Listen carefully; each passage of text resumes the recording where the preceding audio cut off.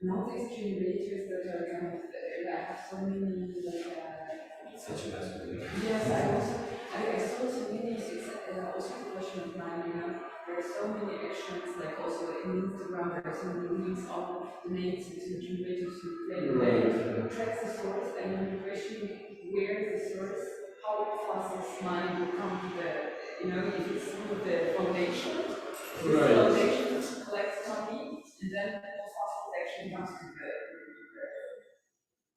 output. So I rather rely on people, private persons, who do that. Yes, exactly. But friends, so I know this, I can send money, you can know this private person that is doing like physically, you know, my brain. Yeah. No, this cannot. I mean, I know I'm coming and this is so weird.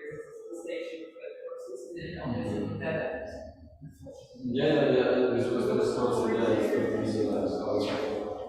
but at the same time, I mean, for very practical and incremental business, all these generators are not very sufficient with regards to, for instance, if you have a multi-stored building, right? It's really, I mean, what do you do in the yard, whatever this is? This is just the kind of fast out, at the same time.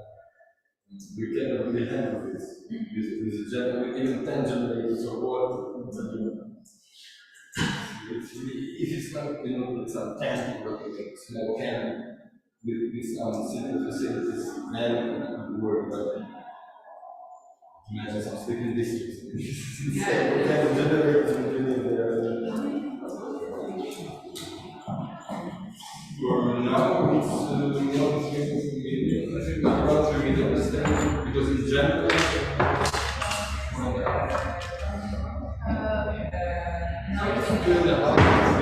Ciao Patrizia!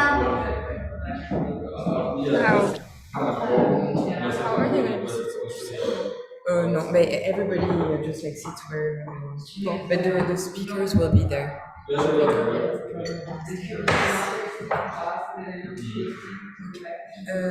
going to take my. Okay, we're going to try to do it.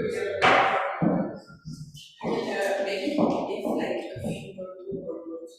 So yeah, the chairs. So we will continue. Where is our? Is it a standing position? You can stand. Yeah, you can stand. You can sit. So the thing is, since we have people there, we need that you, when you're gonna speak, you just speak next to this mic. Like really, like this? Kind of, or like this. I think. Is it okay like this, Patricia? Do you like feel this? me well? Okay, yeah. Or shall I like do this or this way? Well, if you go closer, yeah, it would be better. But okay. This is what we try to figure out with the room because it's so big, and then it resonates. And right, yeah, because of the equipment. But then we will also kind of change through the event. Hello. Oh, of course. Okay. So this is typically curated as a casino. Here is the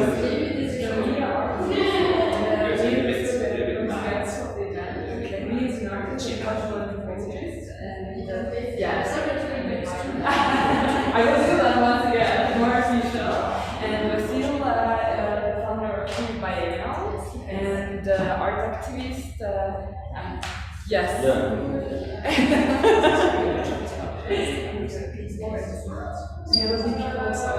Yes. We have Patricia Couvet, who is a part of our collective. She was here last time. And we have 2 more guests joining us from also Bali, Renata Selection. She's a dietitian from Sydney.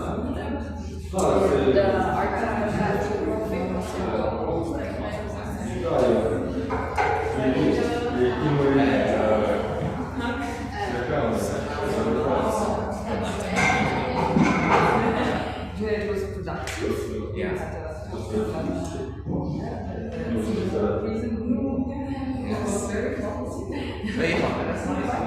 Small prison room. No, the accommodation was amazing. Everything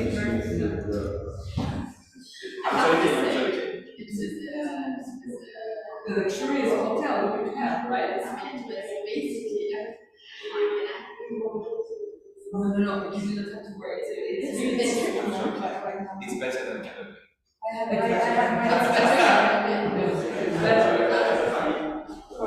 It's funny because I upgraded my license. I was like, this is not stuff that it's just like no, actually what we do is important to be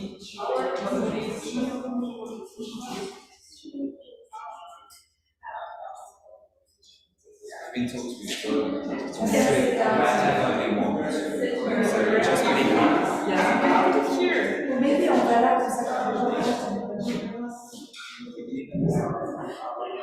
lay down.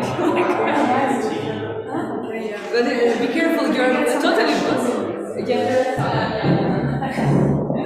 But still, you have to be careful with a black dress and there, then you kind of dissolve.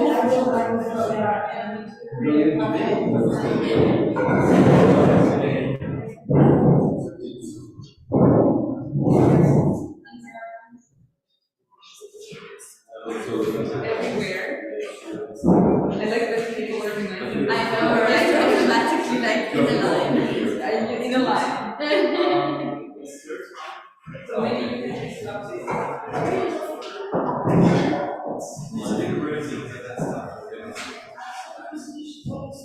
Doing all the other. So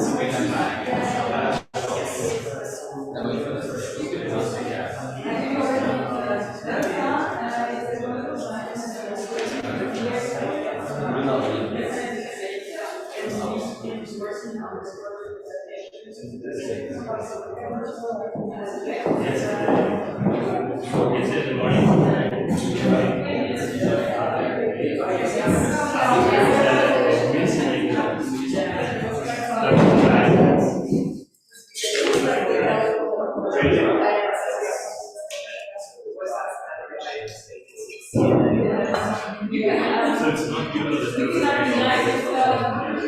The way you want. Okay? So you can put it very free. There is no need to sit on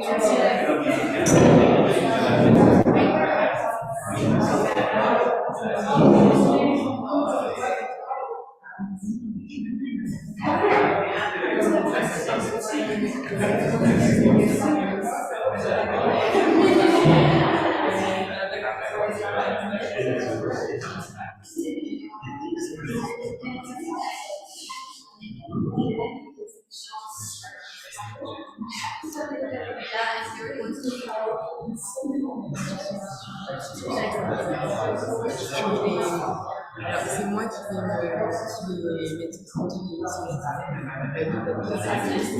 mettre le PDF de en revanche, il y a changer elle-même les séries. Donc, ce qu'on va faire, c'est que je lui donne ça, comme ça charge. Une fois que j'ai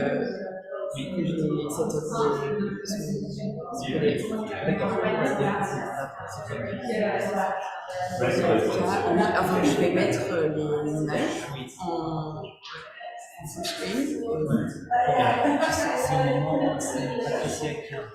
Oui, j'ai vu les vidéos, donc je vois le peu.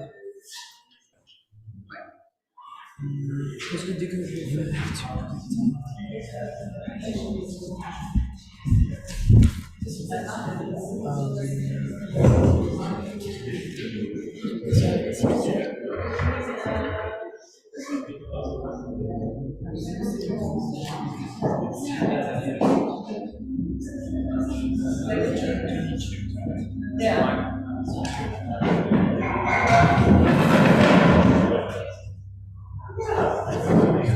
So once again, you can organize the space where you want to put chairs, take names, you want. There's no line. Yeah, exactly. You can. We wanted actually to give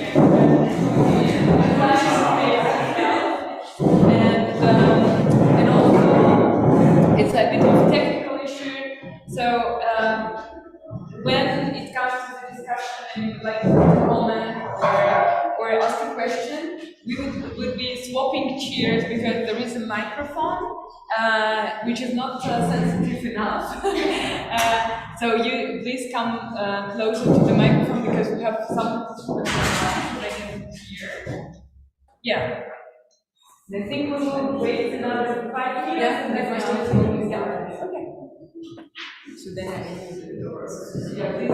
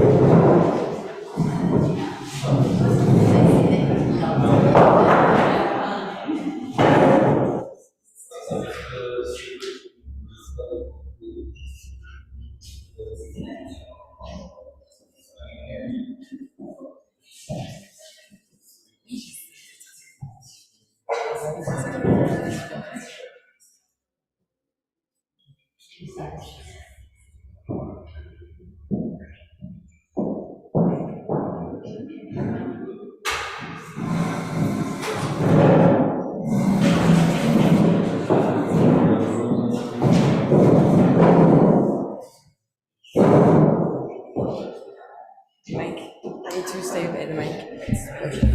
Ouais. Hello everyone, welcome. This is the second event of the Review Disaster Series Prevent and Camouflage, which is a listening session entitled How to Be Anti-Colonial. So I'm Clémentine Coury. I'm an assistant curator here at the museum, and I'm part of the team at the museum with Joanne and Lynn, who are here, who initiated this program, which is co-curated with Beyond the Post-Soviet.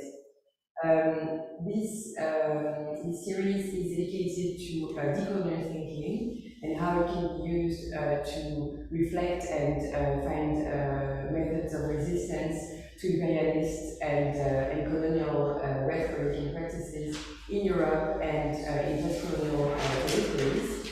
And this first chapter, especially, is curated by Beyond the Post-Soviet, who I'm really happy to welcome again at Medam.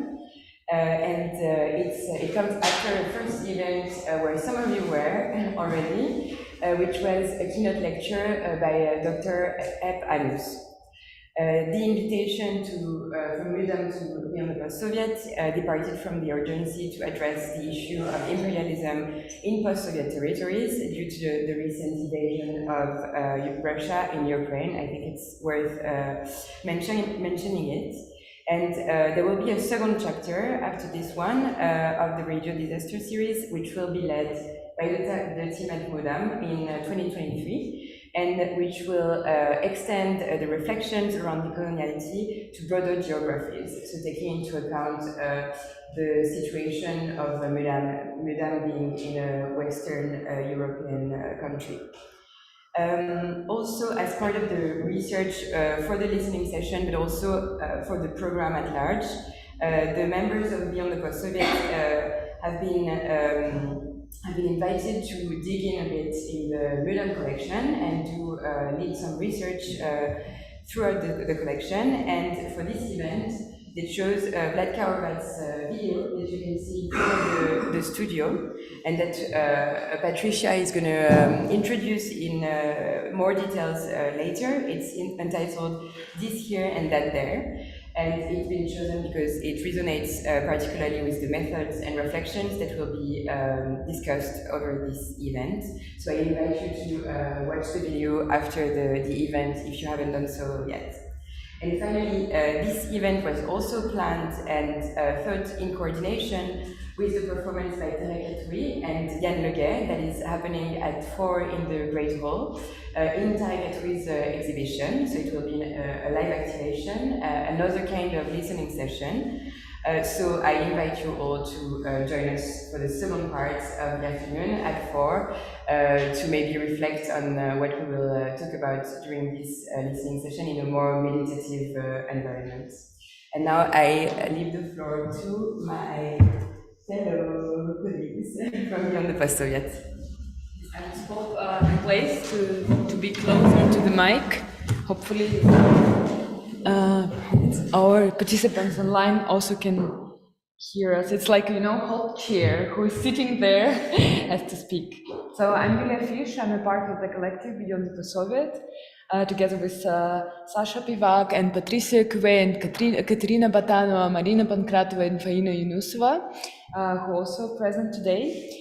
So this event, How to be Anti-Colonial, as Clementine said, it's the second event of the program, and we call it as a listening session. How do we mean that?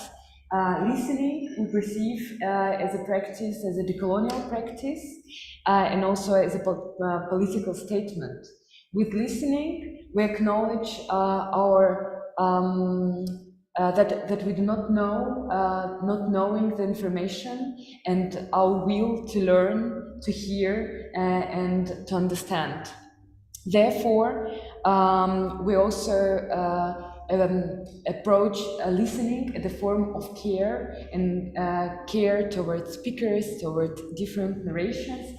And to conceive these sessions, we also started with the listening, and we invited Leah Dosleva, artist and cultural anthropologist, Vasil Cheripanin, art activist and founder of Tree Biennial, Renata Salechil, and who is a theoretician, and Tatiana Fedorova, curator and artist, to become in one moment a spontaneous collective, and also to search together and discuss together the topics, the questions that we feel urged to discuss and to listen to and to hear, and together as a spontaneous collective of us, we were designing and conceiving this event. And I give word to Sasha.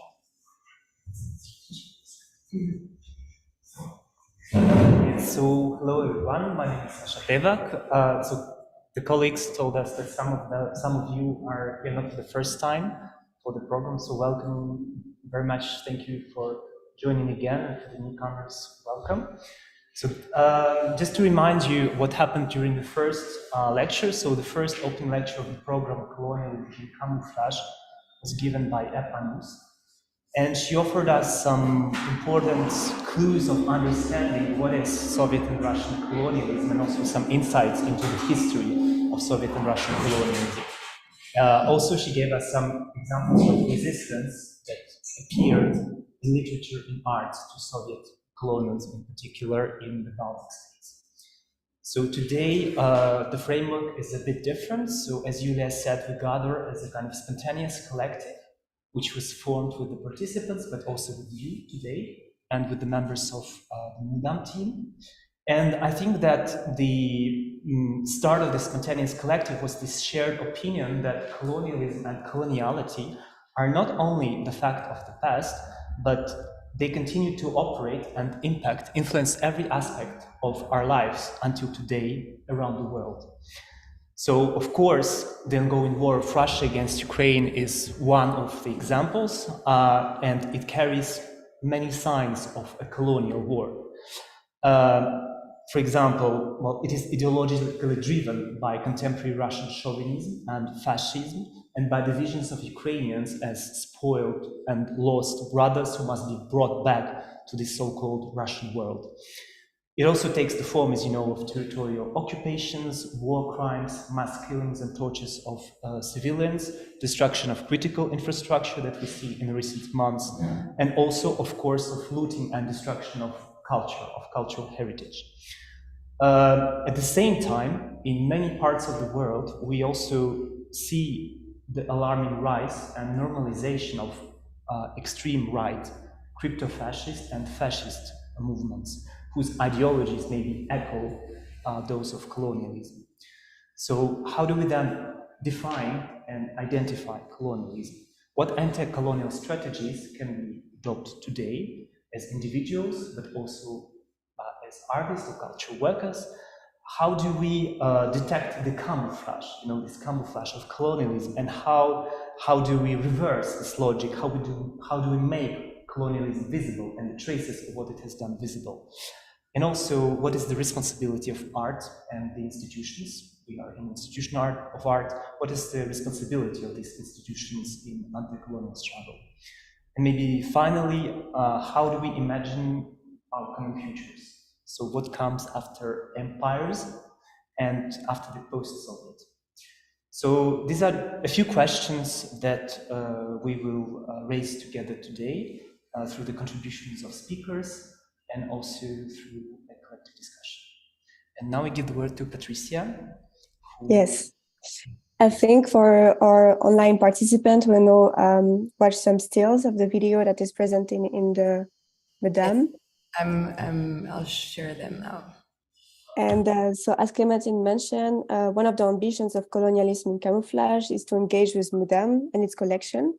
And as a collective, beyond the post-Soviet, we had the opportunity to do some research, but also to do some research around the works by artists from the so-called post-Soviet and post-socialist countries of Europe acquired by the museums throughout its history. And among the questions that we had in mind is the hierarchical setup and power relations produced, which, as you can see, we will also try to tackle through the setup of this meeting. One work in particular this year and that there by the artist Vladka Orvat caught our attention. It is a video which, through a sequence of stills, which translates in 8 hours in uninterrupted performance realized in 2009 in the front of the Haus der Kultur der Welt in Berlin. This piece was temporarily installed in a museum. Those in Luxembourg probably saw it at the entrance of this space. And for the online audience, you can just watch it now. In this video, we see the artist manipulating 50 identical chairs in the large fountain. By displacing the chairs, she constructs and deconstructs temporary arrangements and structures that can remind us of some well-known social setup, like meetings, encounters, conference, gathering, but also battles and confrontations. Sometimes the structure become more abstract and not recognizable, but it blurs the relations of power that this setup shows.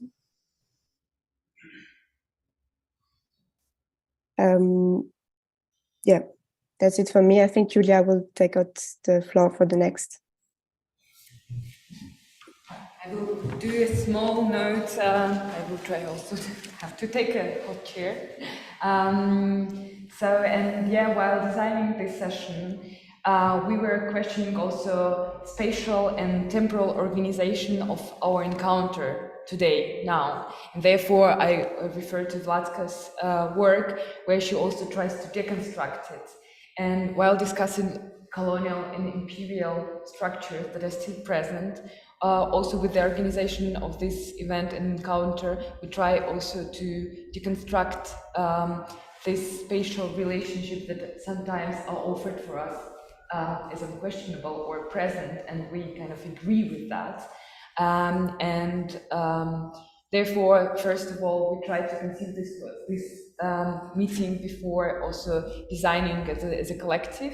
But also today, we invite you to be and to feel as an active participant, and therefore we will have like a soft moderation, but that means that everyone is welcome to step in, to give a point, to ask questions, or to make a statement. So you're very welcome, and this is how we will proceed. And also our online participants will join us in this discussion. So we agreed to start with the contribution by Vasil Chiripani. Each contribution will last about 10 minutes, let's say, so there will be 4 of them, and then we should have this discussion with very soft moderation. So we'll begin with Vasil. I will just say a few words about you, Vasil. So Vasil is head of the Visual Culture Research Center, VCRC, which you co-founded in Kyiv in 2008 as a platform for collaboration between academic, artistic, and activist communities. VCRC, among other things, is also the organizer of Kyiv Biennial and one of the co-founders of the platform of East Europe Biennial Alliance.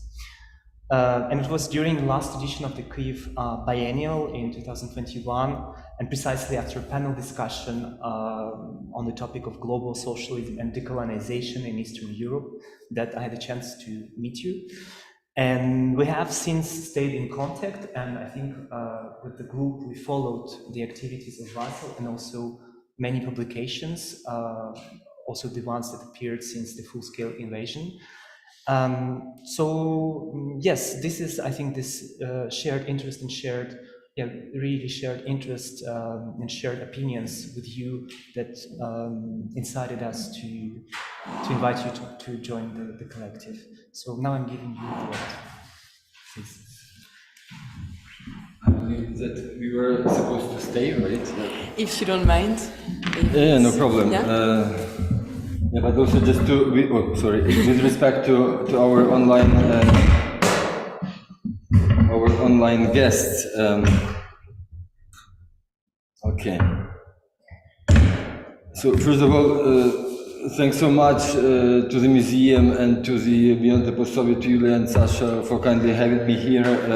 I really appreciate a lot this opportunity to talk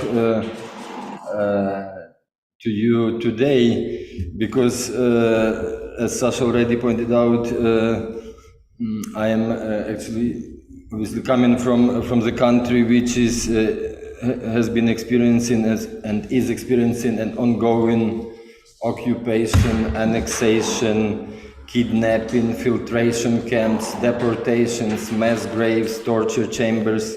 So it's only this constant awareness of these realities that I have, which allows me to speak to you, right? Otherwise, I wouldn't be able even to speak about these matters. So I have to keep a kind of a fidelity to this reality check, kind of a truth on the ground, which allows me to express myself. And also, for that matter, I'm also super privileged, of course, to be here, because I am abroad only due to the special permit from the Ministry of Culture, which allowed me to travel abroad and to leave Ukraine. So in this sense, I also would like to thank to the Ukrainian military, without which I wouldn't be able to come here. Perhaps I wouldn't even exist. For sure, my country wouldn't exist, at least in the form it currently does. And I'm sure that you here would be busy with totally different agenda, right? If not the Ukrainian military resistance, that's for sure. So I'm also very thankful for bringing in this topic of colonialism, post-coloniality, and decolonization. And it is especially important with regards to this war because of its specificity. Because unlike many other military conflicts and warfare affairs of the last, let's say, 30 years, especially after the fall of the Soviet Union, this war is really kind of unique or very specific. And so it has, of course, a kind of fascist, genocidal dimension, obviously, but it has very much a colonial dimension as well. So what do I mean by this is basically that unlike many other conflicts which are currently ongoing and that we had to experience before, this war is not simply the war between two countries. So it's really pretty mistakable to depict it as a Russian-Ukrainian war. We can elaborate that perhaps during the discussion, I believe. So this war is not also a war between two armies. And this is also not a war between the army and the insurgency, right? But this war, what makes it really a colonial fascist war is the war of one country's military against the other country's people, who had been simply deprived the right to exist, right? As it was stated by the Russian aggressor.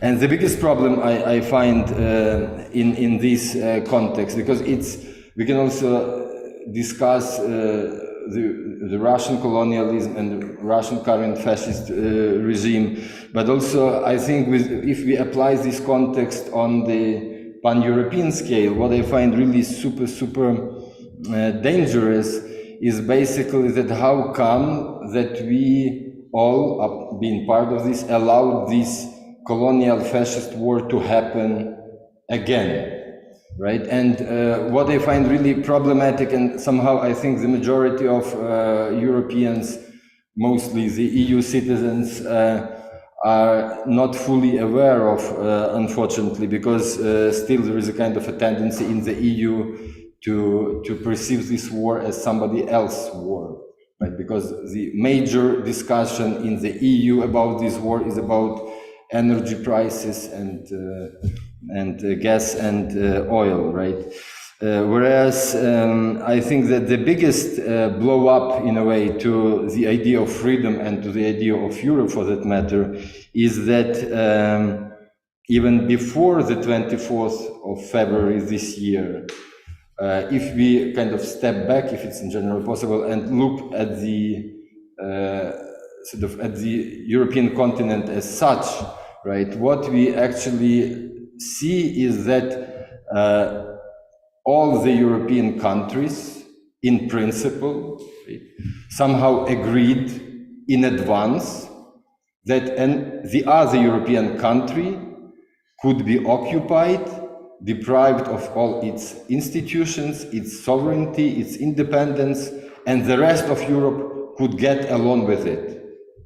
I think that this is the biggest danger at the moment, and unfortunately the EU will definitely pay much higher price for this agreement, right? So, because it's not just a repetition of the Chamberlain moment and so on, but and I think that one of the explanations for that is basically very much relies on the colonial or post-colonial premise, in a way. What do I mean by this is basically that somehow, because actually what the so-called Russian Federation, I say so-called because Russia has never been a federation, right? It's just not true. And it can be whatever called, but for sure not a federation. But what Russia and many West European powers actually share is the coloniality, or at least the colonial past, right? And I think that it is exactly Europe's kind of post-colonial legacy and its current, in a way, neo-colonial approach, that it's Europe's inability to think in colonial terms and apply them to the present was one of the reasons why Europe agreed on this aggression, why this war was allowed to happen as such. And what I find here is really problematic, and what has been always amazing somehow for me is actually that in spite of all its progressivity, post-colonial or decolonial discourse has been so much nationalized across Europe, because each country is dealing with its own colonialism, digging deep something from its own past, at the same time keeping a blind eye towards colonialism in the present and applied on the same even continent, right? Because we can often heard that the realities of the east of Europe don't fit to post-coloniality, to colonial discourse, right? That it's a kind of a wrong experience. It cannot be really inscribed in post-colonial framework, that post-colonial Western theory cannot be exercised in Europe's East. But actually this premise has to be rather reversed. It's not the East European experience that is wrong. It's rather the post-colonial theory that has a fundamental mistake in its basic origin, that it doesn't allow to be applied towards the same part actually of the continent. And even more, I would go even further, that the realities of East Europe are so much central to colonialism on a global scale and so much crucial that it is exactly this reason that makes them somehow invisible within the framework of this theory, because this theory resides very comfortably on the typical dichotomy between the global north and global south, right? And post-Soviet, especially Europe's East, simply doesn't fit to this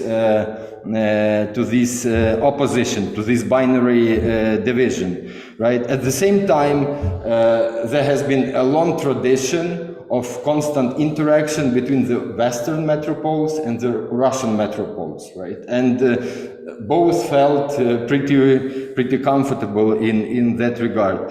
At the same time, if we take a look at the especially post-Soviet Europe's East, right? It is exactly, it's even more than colonial, right? Because the kind of a definitive feature of this region that so many countries, not only Ukraine, of course, have been living under direct military Russian occupation, at least for decades.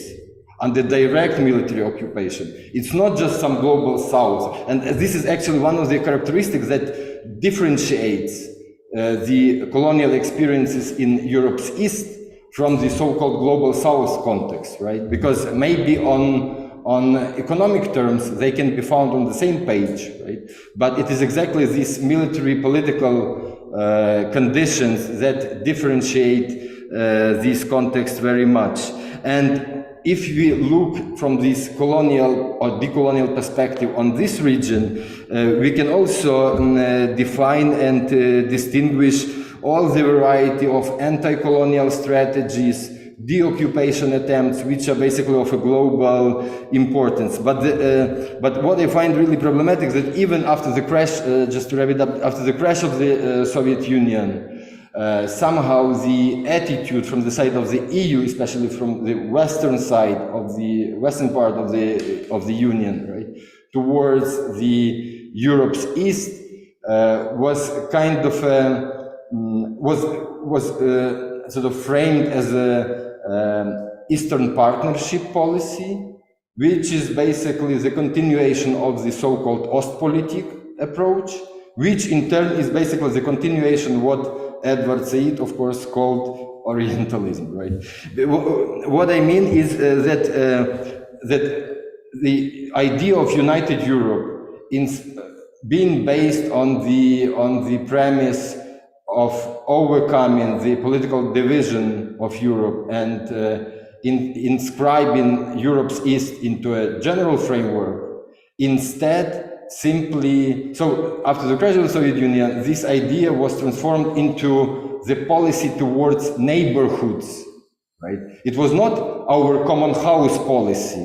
It was some neighborhoods which are typical colonial discourse, which are under-civilized, which are barbaric, which have lots of traces of totalitarianism. They are not ready enough. You have to catch up. What I believe Habermas coined as Nachholende Revolution, catching up revolution, that you have to run fast, like in Alice in Wonderland. You have to run very fast in order to be there where you are. So in this sense, and by the way, also just one last note, that this is also very much applied to this idea of what is now in the general European discourse called pacifism, right? Which is a totally wrong term. It reminds me of the term crisis. Like when we don't know how to approach the situation, we use usually some terms which are just hiding the realities. So all this idea of non-escalation, not provoking the Kremlin, not to support, not to supply weaponries, so much crucially needed for the country at war, is actually the basic premise of this idea is very much colonial one, because this is the idea about who has the right to violence, right? And as we know from the colonial history, it is exactly the colonizers who can be armed and defend themselves, not the colonized. Colonized simply are deprived of this right to apply violence, especially when it's needed. And here I see actually the task of the cultural institutions, to be honest, that if we reconsider and reconfigure the colonial framework as such, and if we also try to expand it towards the rest of the continent, we would have and we would come up with a totally different theory of coloniality and decolonialism, and for that matter, with a totally different idea of Europe as such. I put comma here and look forward to the discussion. Thank you.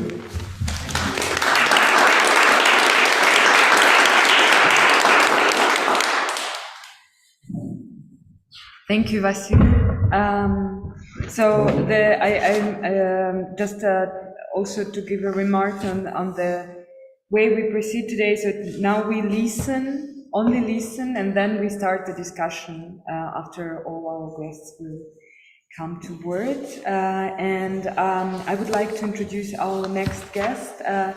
It's Leah Dostleva. And Leah, I remember I came across your article in Block magazine on the colonial approach to Russian culture. And after that, you decided and you agreed to take part in the online event dedicated to the decolonial vocabulary together with Alevtina Kahidze. And now, finally, we have the honor to have you here, present and to meet in person. Thank you for that. Leah, you're an artist and cultural anthropologist, and also one of your recent focuses was tracing, uncovering the traces that are hidden. And if I remember correctly, one of the last project and interest of yours also to dig into the soil, which is covering the traces and erasing that, but also preserving it like a fossils. And I give the word to you too.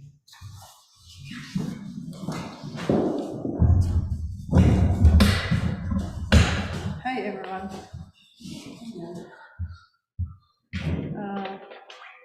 Can I have my presentation? Ah, yes.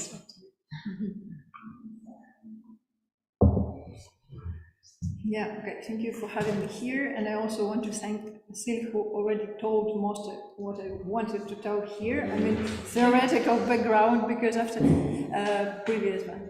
Yes. Oops. Yeah, and maybe, no. Oh my God. And maybe we can somehow move,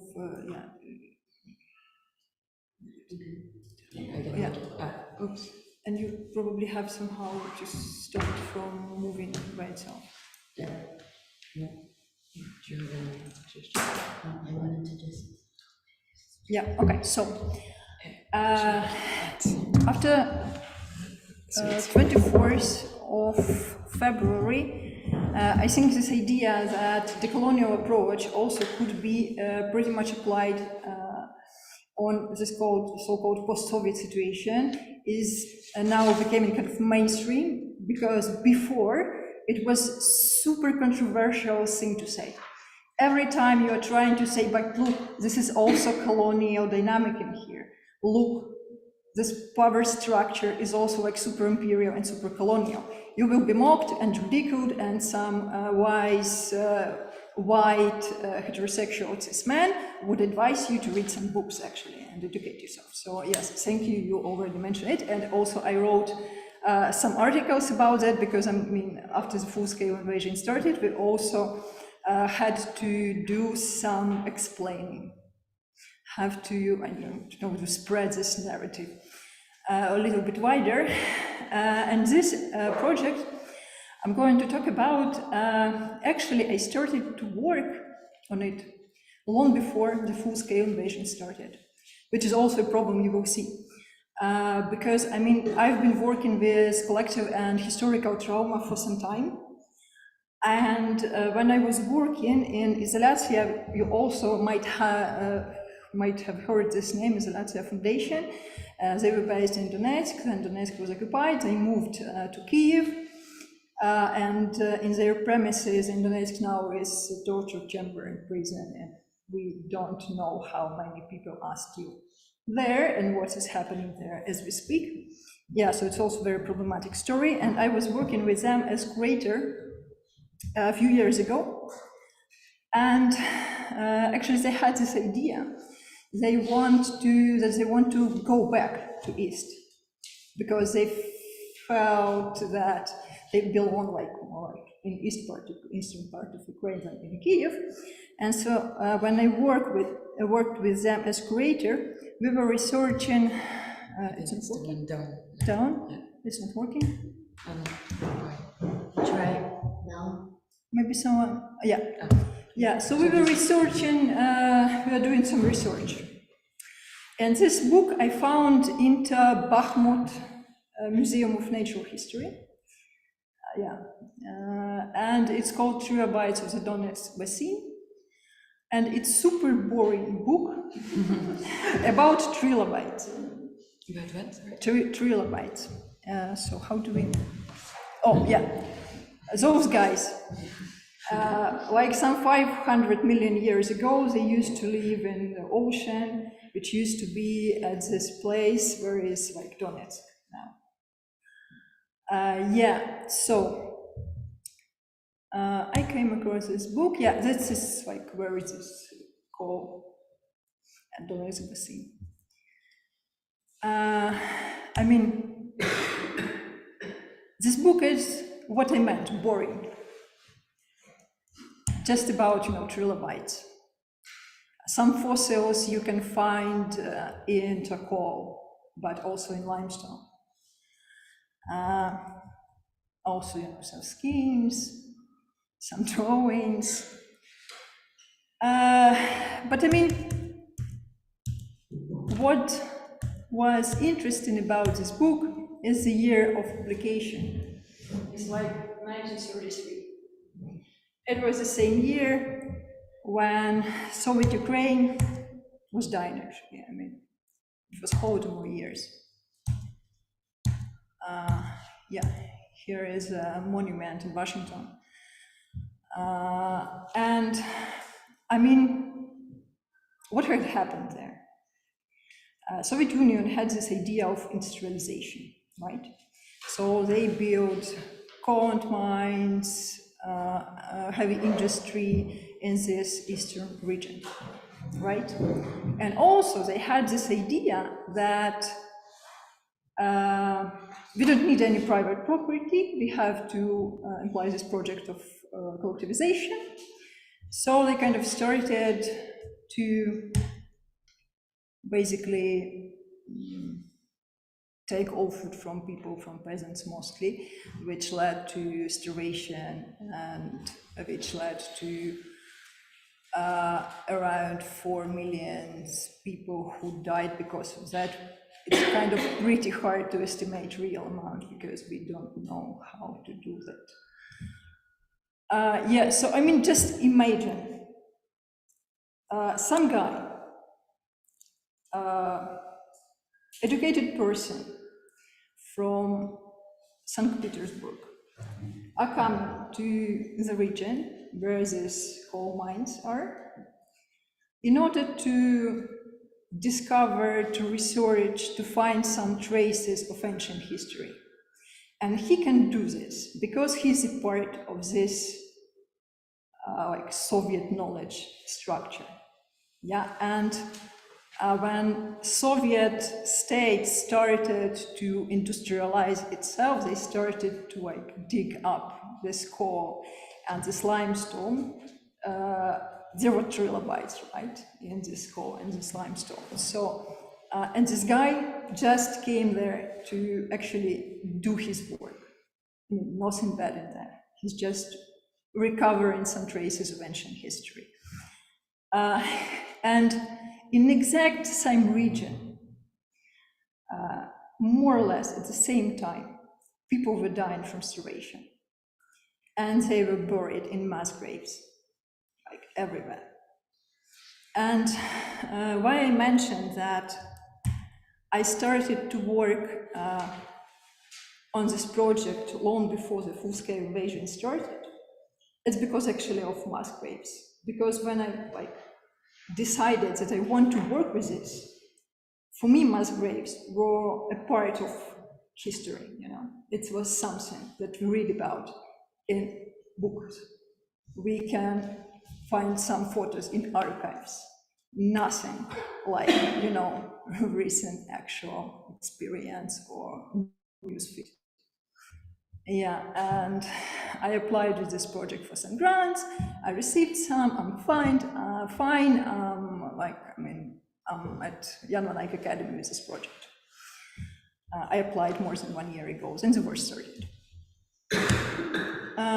Yeah, this I think is most famous picture from Holodomor by Alexander Wimmerberger, Austrian engineer who came to Kharkiv and made some pictures. I mean, it's the most nicest one, I would say, because I'm not going to show you any drastic pictures. You easily can Google them. But when I was already working on this project, some creator in Poland who writes a book about projects he likes, he was like, oh, okay, Leah, I'm mentioning this project of yours in my book. I put some pictures of your works in there, but I think it would be nice to add some archival pictures. Could you send me some? I answered that, oh, sure, I could, but I won't. No, send me some. And I sent him, and he called like 5 minutes. Oh my God, fuck. I mean, it's, it also was before the full-scale invasion started.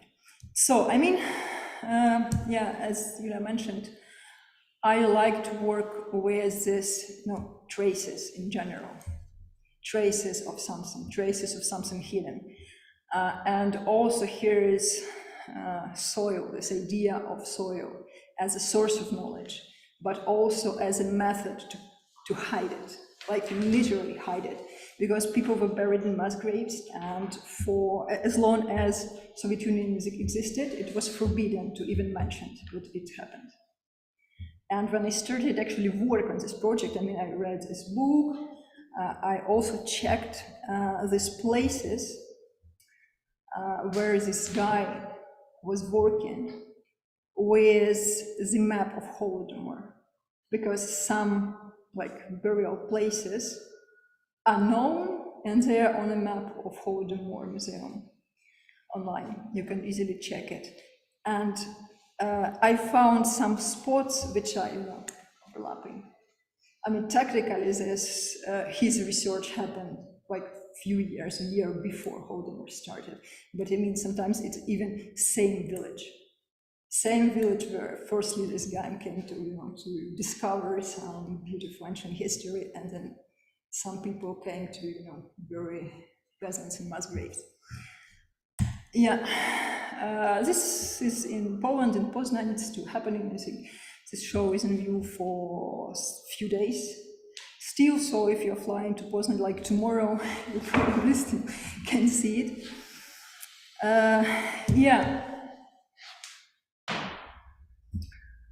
What I tried to do here is to put together this simultaneous notion of human history and violence, but also non-human history and also violence, because what Soviet Union did to nature is also pretty much violence, because it was raped, excavated, and beautiful steppe landscape was turned into, this post-industrial landscape of sort.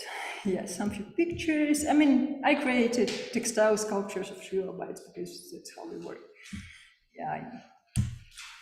Yeah, and about races. I decided to put this picture last. It's from today. It's from my Twitter feed. It's remains of Russian rockets gathered together in Kharkiv. I mean, traces. Yeah.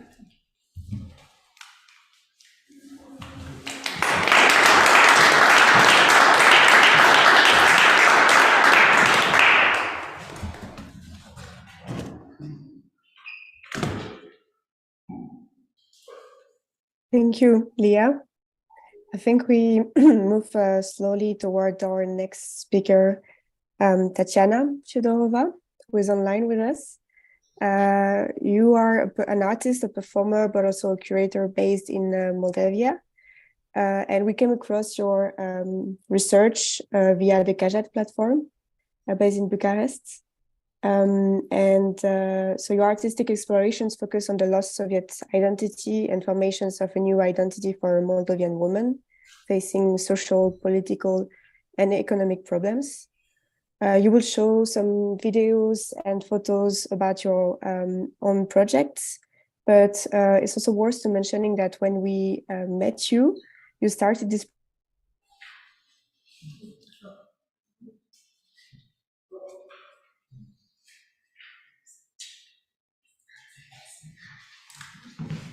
suddenly became a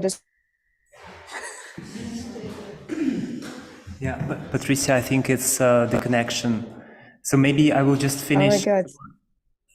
Oh no, now we, so please go on. Now we see and hear you. And if it stops, then I will finish, yeah. Where did I stop? It stopped when you were saying why we were interested in Tatiana's practice and in her thinking of Moldova as a peripheral context, more or less. Okay, good. So yeah, the project I was mentioning, the project Corridor, which reflect on the position of Moldova, a country that we used to be considered as a peripheral, but which became central, which position became central after the full-scale invasions on the 24th of February as a humanitarian corridor. So please, Tatiana. Did you hear me? I'm sharing the...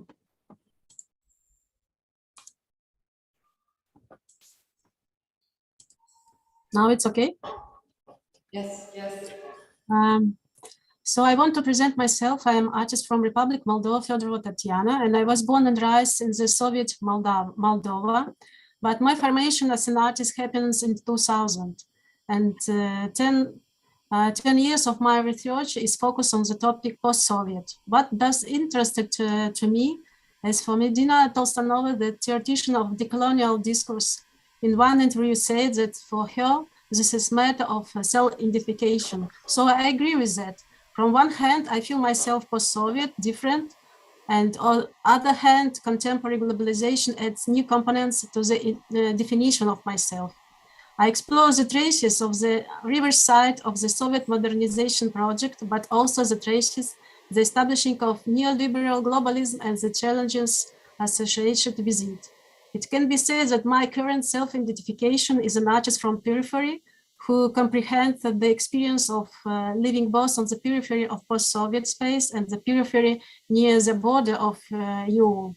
It's necessary to explain a little bit that after gaining independence of 1991 and after the armed conflict in Transnistria in 1992, Moldova remains divided in two parts: Republic Moldova and the unrecognized state of Transnistria. And I start my presentation with the drawing from the Syria Soviet ruins found object to speak and show my context where I live. This series of the watercolors is an attempt to collect and archive materials related to the post-Soviet, and this object I found in one of the Moldavian village on the right bank of the Dniester on autumn 2001. And it is the staircase of rural house with a concrete carpet painted in the colors of the flag of Moldavian Soviet Republic. And it was absurd for me to see that the owners of this house continue to walk on this concrete carpet till now. But the paradox is that this flag of Soviet Moldova is still existing and the unrecognized state of Transnistria located on the left bank of the Dniester. Also, you can see other drawing from the same Syria. In Russian and Ukrainian, it's Sol Bol Sil, but in English, salt, paint, sol. So this found object, it's a package of the salt, attracted attention when the salt was disappeared in Moldova, when the war in Ukraine was started. It was a result that the largest producer of rock salt in Donetsk region was stopped working. And the Soviet design of this packaging, which has been circulated in the post-Soviet space till now, became the starting point of working with this object and the pain that was in me in that time. And I think I will be a product of Soviet imperial heritage as one of the post-colonial other. I am from Ukrainian Moldavian family, and my mother is from a small Ukrainian village, Cherkesy, from the family Shapovalenka, near Odessa, and my father was from Moldavian village Mikaus from the family Lefter. When I was growing up, I did not feel that I belong to the Moldavian and Ukrainian culture. In the family, we speak Russian and I finished Russian school, and I was more attracted to the Soviet Russian speaking culture than the following national tradition. Despite the fact that it's my childhood, I often went to relatives in Belgrade, Dnistrovsk, in Ukraine, and also to Moldavian village. I felt like a Soviet person, not tied very much to national roots. As a result, I'm Russified Moldavian. So I studied my identity, and on one hand, I cleared to see that the Russian language was instrument for common language for communication, but on the other hand, we see a big influence and expansion of this language as a result of Russification and subjugation local language and culture. There are still discussion in scientific circles where the USSR was colonial empire, and Sergei Abashin, who is engaged in post-colonial study in Central Asia, views the USSR through the optics of both modernization and colonialism, emphasizing that we must simultaneously see violence and subjugation, and at the same time, some form of emancipation and reform. For example, comprehending the reconstructing the past through the gender optic, what does emancipation in the Soviet time mean today? In my artistic research, I focus on understanding the artificial construct of identity of the Soviet woman was created in the USSR, how it was formed, what tools were involved. Through my essay, Who is a New Woman, artistic book Factory Red Star, and the publication In Search of the Body of the Textile Industry, I will touch on the subject of emancipation of the Soviet woman, considering through the prism of the colonial patriarchal project, the project of subordinating women to the Soviet state. The woman, unlike the woman model of the emancipation, was the object, not the subject of the policy. Here are some images from the book Factory Red Star and publication. I researched the exploitation of family labor with industrial and post-industrial politics still nowadays in period of neoliberal politics.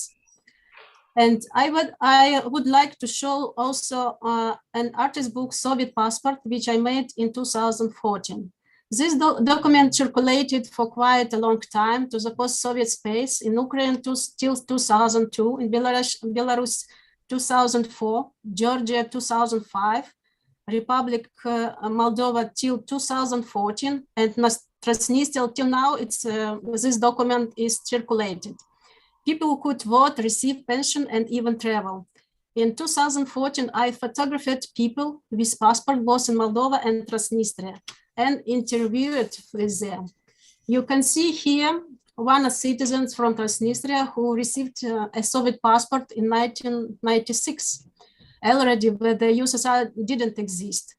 Many of the people I interviewed, of course, most of them old generation, and some of them are nostalgic for that time, not realizing what a colonial instrument this document was. For example, this last model of the Soviet passport was started to circulate in 1974. The date is quite very significant. Only from that moment, the peasant can receive a passport. We are able to depart to the villages and enjoy privilege on the equal basis with everyone else. Here are some photos from the Syria, Lenin and peasants from family archive. As an artist, I work with archive, especially with family archive, inherited from my father. He was a non-Soviet artist, designer, and photographer, and died very early when I have 6 years old. If we review the back, we will see another year in 1949 in Moldova, the mass deportation of the peasants, which lost a housing and land, later became the property of the collective farm. And in 1964, the big hunger in Moldova. So I researched the fate of the peasant during the 20th century and nowadays. And to return to nowadays, I would like to show some images from the curatorial project Corridor. The exhibition was opened on 5th June and exists till now. It was a response to the started way in Ukraine, and Moldova has become a transit zone, a humanitarian corridor that through which the refugees passed from that passed more than the population of Moldova itself. And I create this humanitarian corridor as a physical space with the supporting of the artists from the post-Soviet countries in order to comprehend the common past, realize the present, and think about the future. And as a part of exhibition, I wonder who is stealing our future? And the question was asked to the visitors of the exhibition, also the artists, and the result of interaction, the collective library was created, and also response-based publication. Also, we have a panel discussion with the cultural workers from the Armenia, Ukraine, and Belarus. And as answering the question, what will be common future and what comes after empire, after the post-Soviet, I remember one remark from the researcher from the online meeting, probably it was in Kiev Biennale in the frame of what, who said that with outbreak of the war in Ukraine, the post-Soviet time has ended and we at the beginning of something else. And with this, I would like to end my presentation saying thank you for the attention.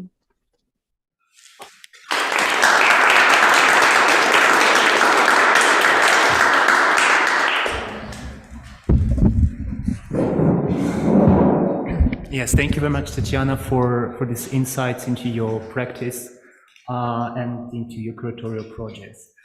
So we move on to the last speaker, who is Renata Salets. So we actually met Renata last September in Paris during one assembly related to culture and cultural policies. And Renata works as a philosopher and sociologist. She's a senior researcher at the Institute of Criminology at the Faculty of Law in Ljubljana, Slovenia, and also a professor at the School of Law and Birkbeck College, in London. Renata, you also held numerous visiting professorships at Cardozo School of Law in New York, at Humboldt University in Berlin, at Duke University in Durham and many others. Your work is interdisciplinary, and Renata focuses on bringing together law, criminology, the study of political ideologies, and also psychoanalysis. And I think that what pushed us to invite Renata to join the collective is our discussions that we had with you in Paris, but also afterwards on coloniality, and in particular on the coloniality of mind, and also on the role of apathy as a driven force for the rise of dictatorships in Eastern Europe, and also apathy in the face of neoliberal ideologies which arrived in Eastern Europe. So we give you the word, Renata, please. Thank you. Thank you for the invitation. I'm very glad to be part of this panel. Yes, I will address a little bit, it's kind of colonization of our mind, our thinking. I was raised in the former Yugoslavia, which broke with Stalin in 48. And therefore, I cannot speak from sort of like kind of being living in a colonized country similar to other speakers. However, we did have, socialism, and in some way, what I want to address today is that we have sort of kind of moved in a new direction of, let's say, colonizing the minds of the people than what happened in the past. My research in the past, when I started actually as a researcher, was focusing on controlling people's minds with the help of ideology. And in socialism, this control, I think, differed significantly from how it works today. Now, today we have much more a broad ideology. On the one hand, kind of the ideology of neoliberalism, the ideology of choice, which permeates sort of, let's say, our world. But on the other hand, what is really important to tackle is that we have a shift in our understanding of truth. Now, we live in times of social media where, secret algorithms are very much determining which information gets visibility. And of course, we also live in times of intricate web of state propaganda, which often creates a cacophony of voices where truth and facts are easily obscured and manipulated. And here, of course, with the start of aggression in Ukraine, we have seen this attempt, like on the side of the Russians, to truly manipulate the question of what is true and what is not. Now, this kind of a polarization, which is sort of happening today, where some people believe something is true and something not, have been very much kind of, let's say, provoking feelings of identification with one group. We often live in kind of an information bubble. But the problem today is not simply that people are trying to passionately persuade others to believe in something that they believe. Quite often, we also observe a phenomenon that, conspiracy theorists or people who are sharing, fake news, lies on internet actually do not believe in what they are sharing. In my last book, A Passion for Ignorance, which just came out in paperback these days by Princeton University Press, I was analyzing, this phenomenon because my question was, what are the gains when you are sharing lies?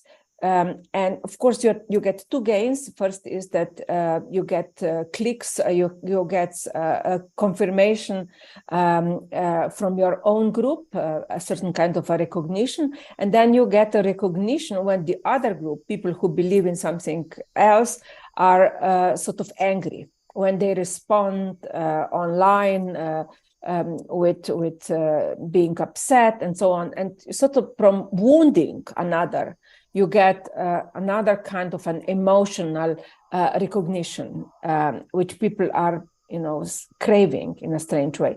Now, what is truth and what is lie has been very much part from the start of the Ukrainian war, war in Ukraine. And I remember when at the start of the war, there was the opposition expressed by Marina Ovsyannikova, employee of the Russian television, who, on the main Russian TV channel, interrupted the evening news by holding the large handwritten poster declaring no war, stop the war, don't believe the propaganda. Now, Ovsyannikova, before she did this gesture, she told to her friend that she was a child of an Ukrainian father and a Russian mother, and she felt anger and shame for having for years spread Kremlin propaganda. So she finally started to speak against the war. But after this protest, when Ovsyannikova was detained, and initially she received a relatively mild punishment. Later, she was threatened with a much bigger punishment, which is why not long ago she escaped from the country. Now, when the first punishment happened, social media quickly started spreading the information that the whole protest was staged. The idea was that the Russian regime wanted to show that dissent was still allowed and that people opposing the government get lenient sentences. Now, simultaneously, however, a counter-argument started circulating on social media, which stated that the Ovsyannikova protest, was actually kind of a fake, and that it was sort of like part of Russian propaganda itself.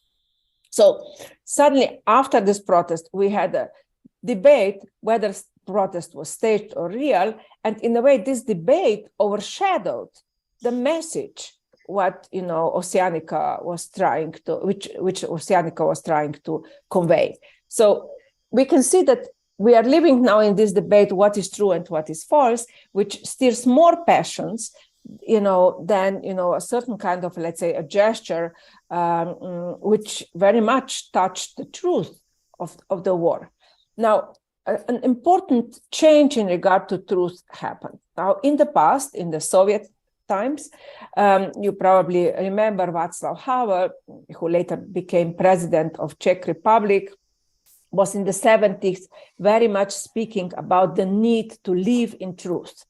So in his essay, The Power of the Powerless, Havel speaks about the greengrocer who privately did not believe in the communist ideology, but publicly every year on May 1st, he obeyed the party and put in the window of his shop the required poster which declared workers of the world unite. Now, greengrocer did this just out of the fear and the habit, but privately he had different beliefs. So Havel imagined that one day the greengrocer would stop putting the slogans in the shop and would speak the truth. He would tell openly that he does not believe in the regime. And, Havel further imagined that other people would follow. And this attempt to live with truth, this kind of gestures of disobedience, would shatter the world of appearance and lies, which for Havel were fundamental pillar of the system. So if more people would stage a dissent, the regime would be threatened. Havel, however, didn't imagine that more than 2 decades after his death, it would be in the interest of power to make matters of what is truth and what is lie so confusing that people would be passionately debating more whether the protest against propaganda was real or fake than, about the lies that propaganda is spreading. So what we see in post-socialist authoritarian regimes, like the one established in Vladimir Putin's Russia, is that this demand for kind of a consistent narrative ceased to exist. Peter Pomerantsev, a Kiev-born writer and TV producer now living in London, has pointed out that Russia became governed by political technologists at the start of the new millennium. Now, the problem was not only that truth can be brutally censored, but also that people no longer cared about truth.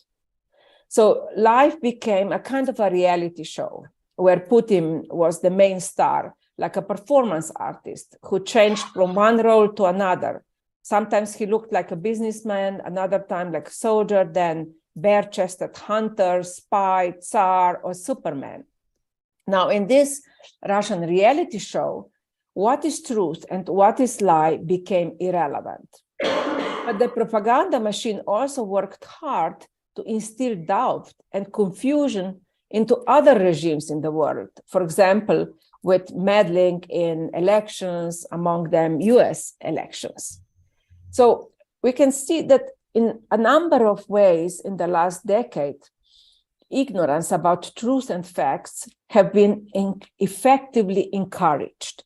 On the one hand, by authoritarian regimes. So authoritarian regimes today actually profit from this doubt. Now, we can also say that capitalism profits from what have been called the merchants of doubt. We have seen, how, for example, intricate propaganda mechanisms undermine scientific discoveries. It started with smoking, then climate change, COVID-19. And, similarly, for example, like Russian government claimed that there was no war in Ukraine. Others around the world, for example, before the war happened, were denying that something like coronavirus exists, and they perceived everything related to COVID-19 as fake. Now, another very important point about colonialism today is also that we live under the perception that if you work hard, you can get to any information, or that something like, knowledge economy exists, that, that we are kind of driven by the idea to have more information, better technologies, and so on. There have been quite a lot of discussions in knowledge economy, and I will not go into it now, but some have pointed out that actually we are not living in times of so-called ability to find new information or even knowledge economy, but more something that have been named ignorance economy, which is that there are so many ways of knowledge being prohibited, not only through censorship and state propaganda, but also, sort of being, impossible to come close to with patents, with all kinds of, let's say, legal mechanisms, which are sort of preventing people actually to have access to what science, for example, has established, or, kind of knowledge economy on which, let's say, our economic development actually relies. So on the one hand, we have prohibition or kind of, let's say, censorship that we can observe in many parts of the world nowadays.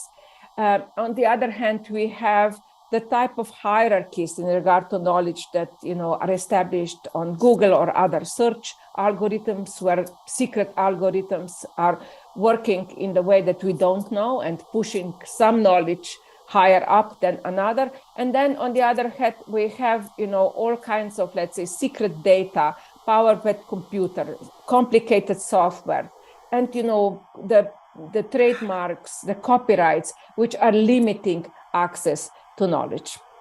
So in the conclusion, I would say that when we're speaking about colonialism today, we should actually go beyond thinking about sort of like occupying the lands or, enslaving the people, sort of changing the culture, which are all important studies. And they have been very much part of the studies of colonialism in the past. I think that more and more we should look at also the new type of colonization of the mind, the playing with the truth, or let's say the playing with the doubt in regard to truth, and also, be very much critical of the way capitalism today uses new types of strategies to limit access to knowledge and to information. Thank you.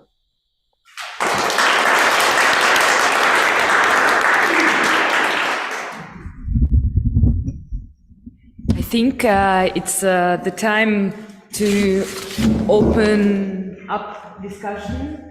And first, I would like to ask audiences here and online if someone wants to put a question or remark. I had maybe a question. Sorry. Yeah, just to remind you the play of these dancing chairs. So when we speak, we have to be close to the microphone. I had a question for Vasile, I think, especially, even though Tatiana also gave an example of that. I was wondering if you had concrete examples of cultural institutions like investing in the discourse to like raise awareness towards colonial, like the persistence of colonial practices and rhetorics in post-Soviet territories. Sorry. Yeah, but actually it's not a proper game because we have too many chairs and too. Yes.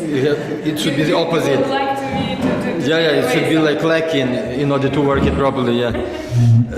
So it's very hard to point at some. There are obviously some practices within a number of institutions which have been conducted for quite some time, even before the 24th of February. So for that matter, for instance, what I can name is some institutions in Riga or in Warsaw, for instance, the Museum of Modern Art, and some others.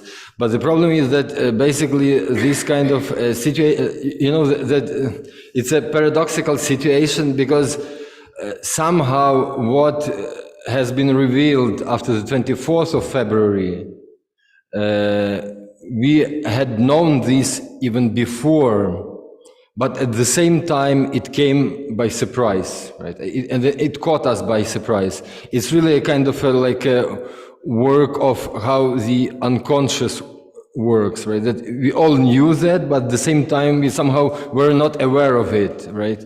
But so in this sense, I think it's a kind of a challenge for many cultural institutions across Europe, because it's basically not only the matter of, and it's not only the problem of some particular Ukrainian context, right? Like we have here.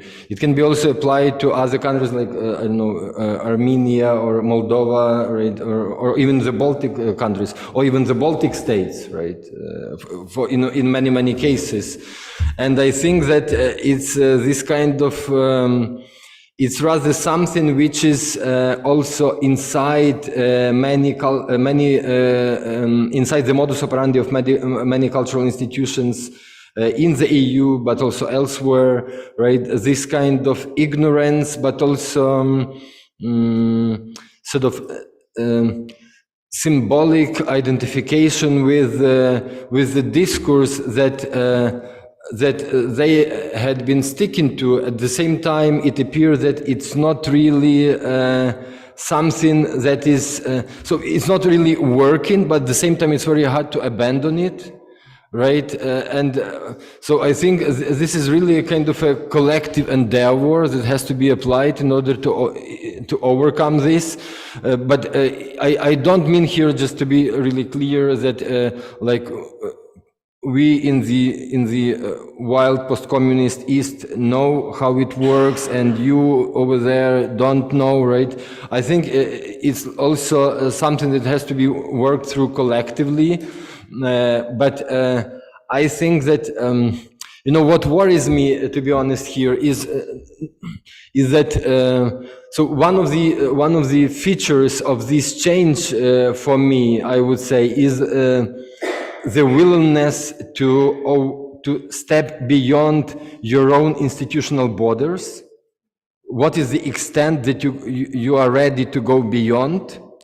Because I mean, and it was also showed after the 24th of February, when like really many cultural institutions were rather willing to work beyond, inside their bubbles. Though, but I think like it's also the question how we treat institutional politicality of ours, institutionally speaking, right? So what kind of gestures and are we ready to disturb our publics and authorities that we are also financially dependent on in order to push something further, right? So at the same time, for me, honestly speaking, I mean, I don't really understand why so many cultural representatives in the West are afraid to do so, because they don't risk anything at all pretty often. So for me, it's really kind of a miracle. Why?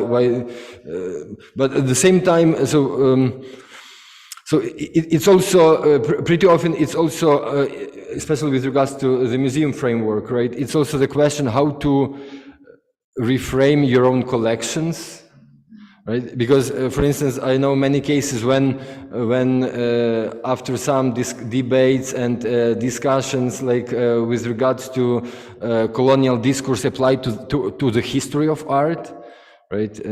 For example, it's a pretty colonial term, so-called Russian avant-garde. It doesn't really exist, right? Because it was not Russian, right? And avant-garde is not even national, for that matter. So, and for many museums, it was like the question, oh, but how we would frame Kandinsky? I mean, you know, it's also like, but it also is not a symbolic prize, but also very much a financial issue. But so it's really kind of a huge kind of elephant-like mechanism that you have to shift to certain level and so I think we haven't even started, I would say, this process, which needs to be conducted properly. But I think it's really very important that that it's not just a general idea of having an open museum, hosting discussion, right? But to really work through your own background, but also together with others, to involve as many others as possible, and to really to be honest with yourself, right? I mean, also all of us, what is possible and what is not. Yeah. Part of the so maybe just two really short remarks. First, positive one. I think that there is a potential, mostly within artists and art institutions, to make some change in this decolonial process, because I mean, academia as a whole body has its own limitations. It's something very rigid, very you know, it's really hard to move something inside that. Yeah? And as artists, sometimes, I mean, I always in between academia and art, so I can speak from both positions. I mean, it's easier to me. So with art and with artists and artists, it's really easier to say something sometimes. So I see a potential here. And second remark, I mean, in order to, what Vasil mentioned, so in order to have this productive dialogues, not when we like teach West and reverse this power dynamic, but when we work together, we need to start being perceived as partners, not as someone that who are underdeveloped or who, you know, just recipient of knowledge and not and are unable to, someone who's unable to produce knowledge, right? And maybe some anecdotic example here about Vasil Yermilov in MoMA. I mean, I like this story. I mean, my friend and colleague Tatiana Filevska, who is with the Ukrainian Institute, I mean, visited MoMA some 6 or 5 years ago and noticed that a painting of Vasil Yermilov, who also was labeled as a Russian artist, despite his Ukrainian, and he worked in Kharkiv, that this painting was put upside down. I mean, literally upside down. And she like left a long comment in this book for visitors, came home, nothing changed. And I mean, she was speaking about like this, that for 5 or 6 years, I don't remember, I would at least twice a year write an email. And it was totally ignored. I mean, nothing changed. I mean, it was still upside down because every time she left her remarks, it was like automatic reply, like, we are grateful for your contribution, you're helping us to make our museum better. I mean, blah, blah, blah, nothing ever changed. And she also mentioned that one day she sat and like sent them research. I mean, with examples, data, like proper information. And also she had been ignored. But when the full-scale invasion started, they suddenly changed it. And I mean, it took a war, I mean, actual war to change painting in a right position. I mean, just think about it. Think of this example of knowledge production, of how do you perceive someone as part, you know? When someone starts dying, I mean, yeah, I will stop. And what do I do? Where do I go? I also wanted to add on that. I mean, I think we have a perfect example in the room when we were sort of brainstorming on the kind of conversations that we would have here. We were asked by the collective if we were up for taking sort of the part of the institution in talking on how we have failed or how we can improve, and of course we were struggling with this question because we are individuals, but we also represent an institution, and an institution, I mean, it's a machine made out of power games, of politics, of and also wonderful things, of course, as well. But so yes, so, you know, we didn't feel like, as individuals, we feel like we have a position and we can contribute, and what we are trying to do in the small, somehow to make some change day by day. But as an institution, it's much more difficult to be, as you were saying, sort of honest. Honesty is not really, I cannot associate honesty to institutional world. Somehow, when Black Lives Matter happened, we did not make an institutional comment because we are friends with the American embassy.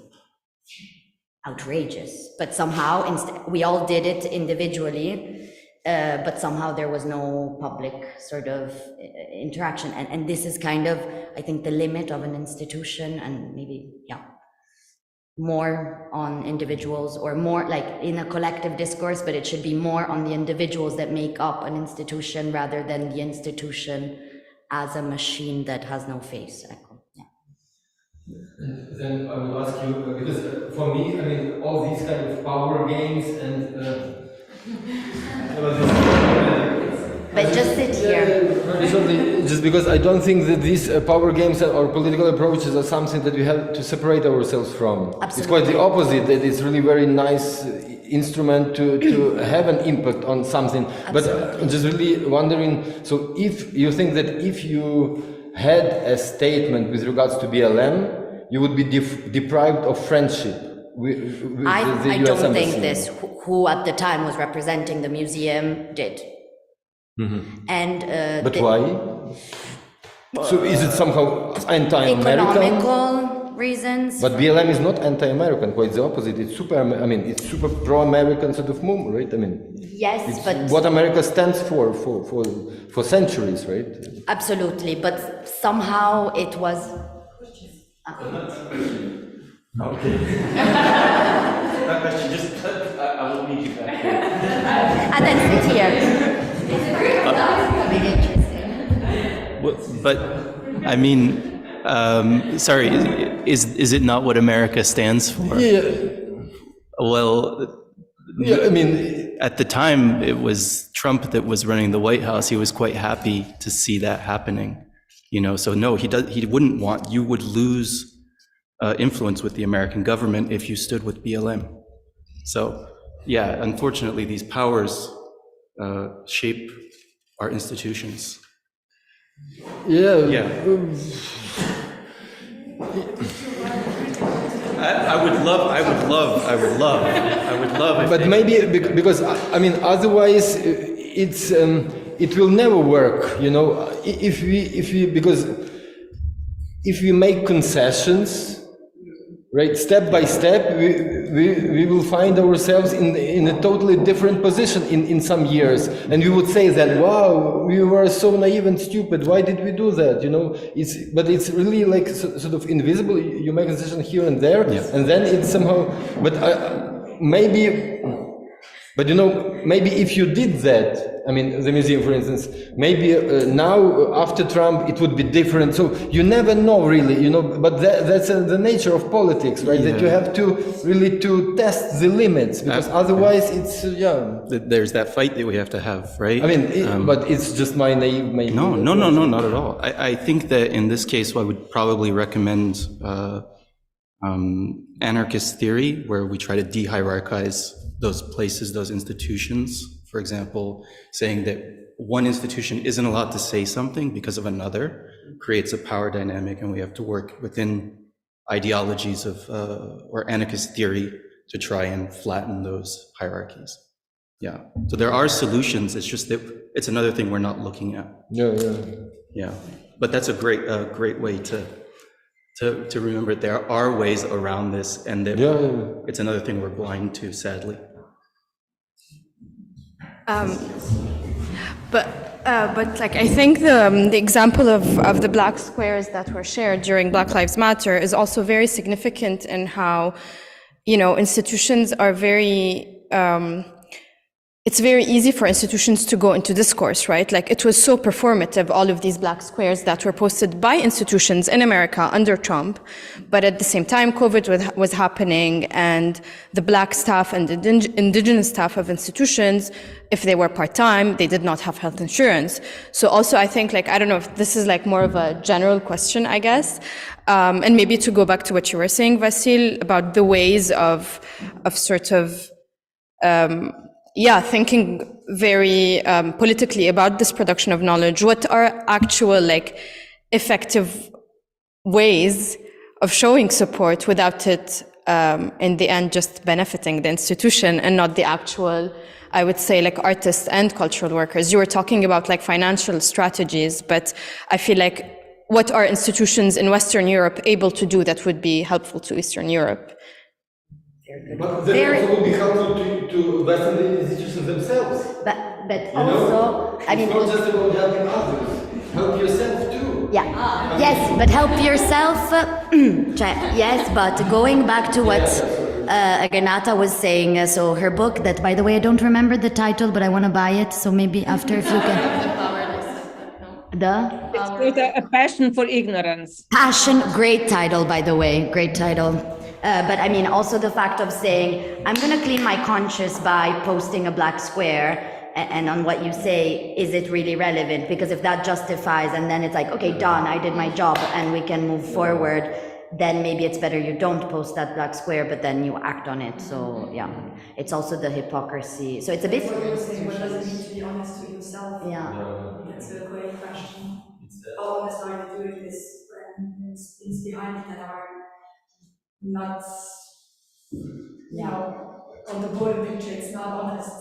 But yeah, it's also a bit the paradox, because on one side, I feel like the institution has such a big network to actually do something, but on the other, they are not really free to do that something as an individual. And the other way is, like, an individual is not going to make change alone, but he can say more. Well, I mean, in a Western privileged situation where we can say what, yeah. But so it's a very difficult battle also to be truth and to be part of an institution, to be an individual. Like it's difficult. Yeah. I wanted also to suggest that maybe we involve the online participants. If maybe you would like to comment on the topics that we discussed now, what do we expect maybe from Western institutions, or maybe you would have some other comments or questions. So please. I think I have one maybe for Renata, and also jumping on what you, Leah, you were saying.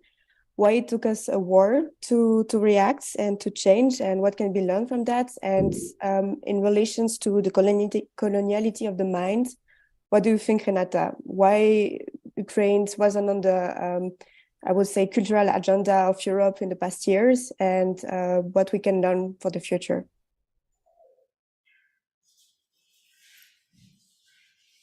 Yes, I can start first. Yes, I definitely agree that the culture in Europe did not pay enough attention to Ukraine. Ukraine has been going through, democratization, They had, incredibly important street movements, which, toppled the previous regime. And also in some way, I would say that we were not definitely paying attention to what happened in 2014 with the occupation of Crimea. And that was the biggest mistake. I think not simply cultural, but really politically, the idea was that just to close the eyes and kind of observe it as if it does not affect Europe. And in some way, there was also a wrong perception that Putin will stop with getting Crimea and he will not go further. Which was, I think, really the major problem of politics in Europe, since political elites were continuing dealing with Putin, and of course, especially Germany, hoping that economy will somehow appease his autocratic tendencies, having with him economic exchange, buying his oil and gas. And that was, I think, really a kind of a terrible mistake of Europe, which we are kind of living through now. Culturally, I think that there was also inner kind of, let's say, a struggle going inside of Ukraine in regard to Ukrainian language. When I visited Ukraine myself twice, I saw that, I was there once before the occupation of Crimea and after, just around 2000, I think, 18. And I myself was, let's say, surprised when my book, Tyranny of Choice, was translated in Ukraine. It was translated into Russian language. And although it already existed in Russia, it was translated before in St. Petersburg. I asked my Ukrainian colleagues why they did it, and they said that majority of people at the university are actually reading in Russian, and that they would have a better chance to promote the book, which was for me a sign that the Ukrainian language at that time was not yet so fully present in the academic circles. That's like a little anecdote, but I think that the use of Ukrainian language really started, sort of like, I would say, later, also in the kind of, let's say, academic circles, being used as a written language for the intellectual elites, or being, let's say, used widely in the university. I'm sure that my Ukrainian colleagues can maybe add to this, but I think that actually inside Ukraine, there was an important struggle going on to elevate the Ukrainian language, and also in a way to kind of get out of what we have been debating today, the kind of the cultural colonization which has been going on already from the Soviet times on.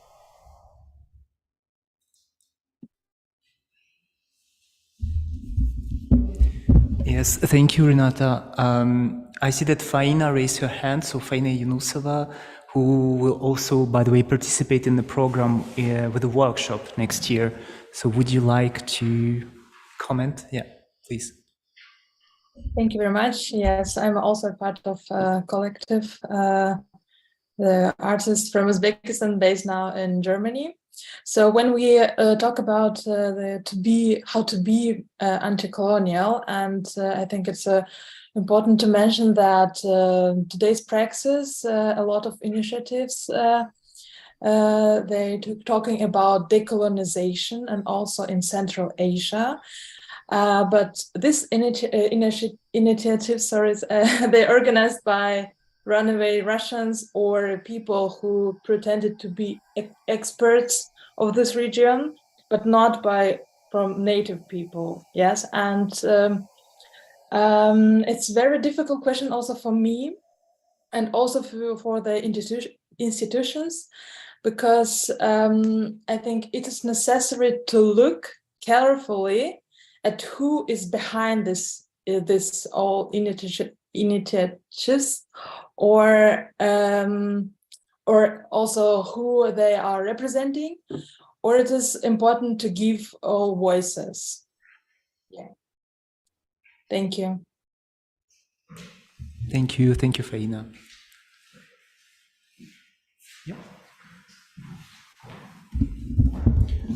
I think that we have time left for one question or comment. If someone wants to do so. We also have words. Yeah, I will address it. Marina? Yeah. So I'm also a member of Beyond the Post-Soviet group. I'm historian based in Paris. And I have a question for Leah. So she mentioned Golodomor, and my question is how the memory of Golodomor is working out in Ukraine?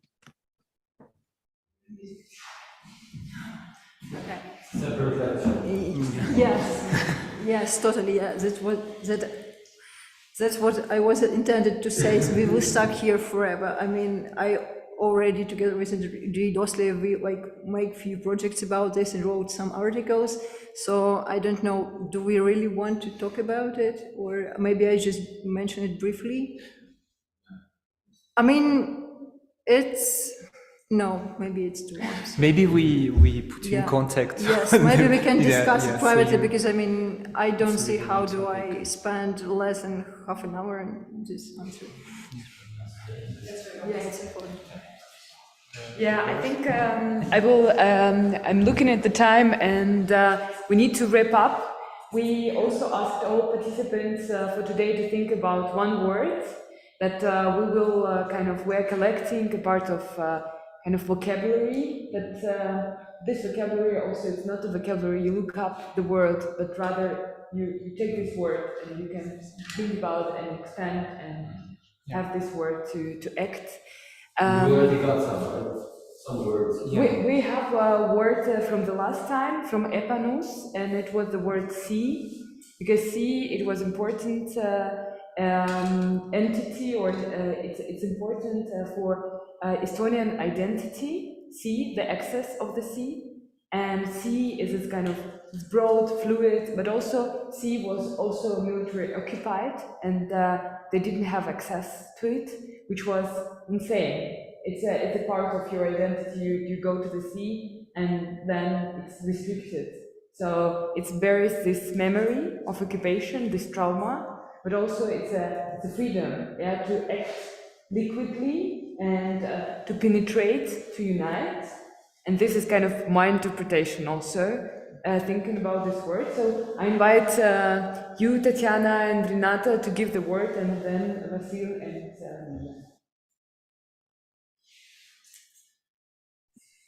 Yeah, I give the word apathy.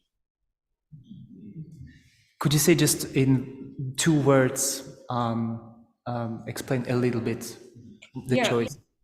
In regard to what is happening today in Ukraine, my fear is that sort of apathy, closing your eyes among the observers in Europe and elsewhere might be kind of the next step of how we are going to, help and react to the occupation. Thank you, Renata. Tatiana? My words, it's peripheric, and for me it's quite strong words, because I live in the periphery between the post-Soviet spaces and also EU. And for me it's also interesting that I live not in the focus as in the West, but in the East. It's a like periphery view that you are not focused in it, but it's something else, not in the focusing. Thank you. Sylvia. I'm not sure whether I would go in details, but I would say that from my side, I would name, because I was like really doubting, devastation. Devastation. It's also, yeah, it means so many things at the same time, right? I mean, parallelly to like it's kind of an all-encompassing word for so many phenomena currently on the ground in Ukraine. But it's also the question of the future, which I mean, not only me, but many politicians and cultural practitioners are struggling themselves with, like, how to work with such an unbelievable, unthinkable level of devastation. I mean, with regards to, because it's not just genocide, it's really like a ecocide. I mean, the Black Sea during the last more or less 10, 15 years will be simply a dead sea, right? It's just the only, like, if you think, for instance, of the demining process of Ukraine, because now it's more or less like two Austrias, like with regards to the Ukrainian territory, which have been mined. Only the demining process would take like decades. It's something really that we all are cannot even come to terms with, and are not really like cannot really grasp entirely what kind of moment we are in. I think so. It also means that some of us will collapse. Yeah.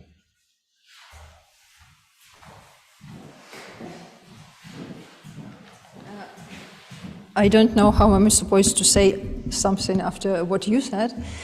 Anyway, for me, my choice is obvious. It's traces, but also remains. I couldn't decide between two of these words. So traces, I think it's pretty obvious choice because that's how I work. Because I mean, power structures and colonial bodies, they like to operate that way, that you don't find anything after. Yeah, they pretend that that it's like supernatural order of things.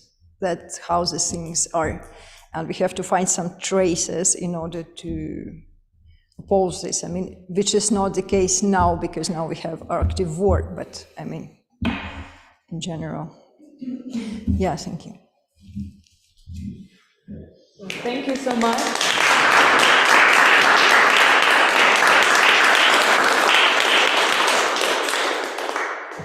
Thank you, and we will continue. And I think that maybe we still can take the question that we put for the title of this event: how can we be anti-colonial? How we can become anti-colonial? This is the question, and the mode of thinking that we can take with us as people, as cultural workers, as institution. What does it mean? What means we need to get there? So this is something maybe to take with you, to take home, and to continue. And the program will continue next year and unfold in two workshops, one by Faina Yunusova, who is here with us, and one by Alestina Kahidze, and then will be continued by Mudam team and getting back to Luxembourg context more mostly, right? Europe, yeah, Western Europe. Western.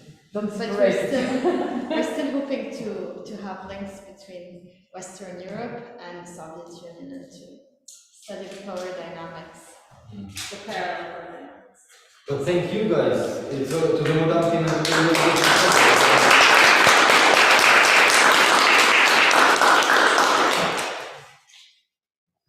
And we proceed with the listening. Ciao, ciao.